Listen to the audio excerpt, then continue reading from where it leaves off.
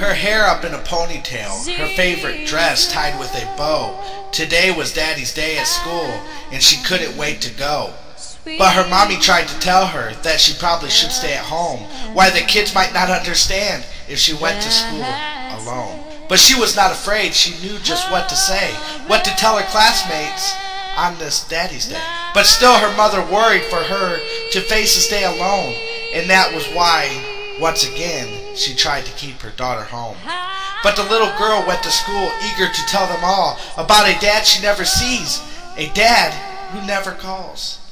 There were daddies along the wall in the back for everyone to meet, children squirming impatiently, anxious in their seats.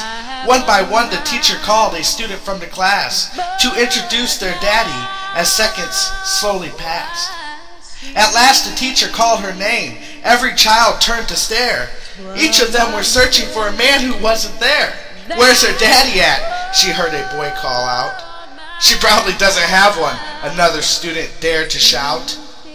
And from somewhere near the back, she heard a daddy say, "Looks like another deadbeat dad, too busy to waste his day." The words did not offend her as she smiled at her friends and looked back at her teacher who told her to begin.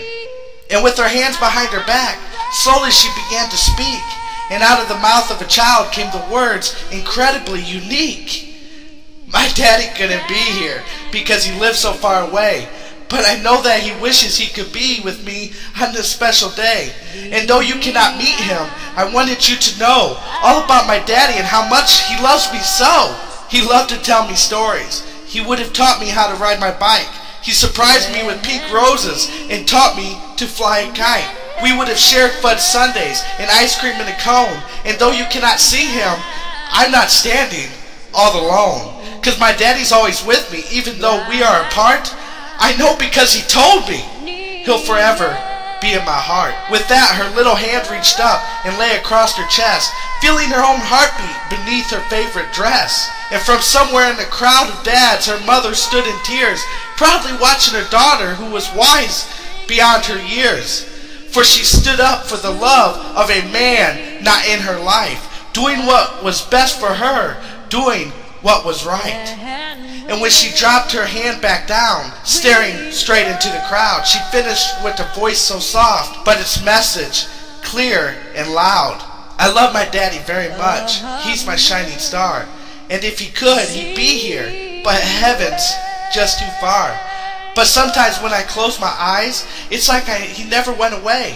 And then she closed her eyes and saw him there that day. And to her mother's amazement, she witnessed with surprise a room full of daddies and children all starting to close their eyes.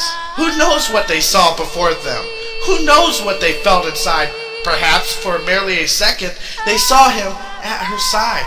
"I know you're with me, Daddy," to the silence she called out. And what happened next made believers of those once filled with doubt.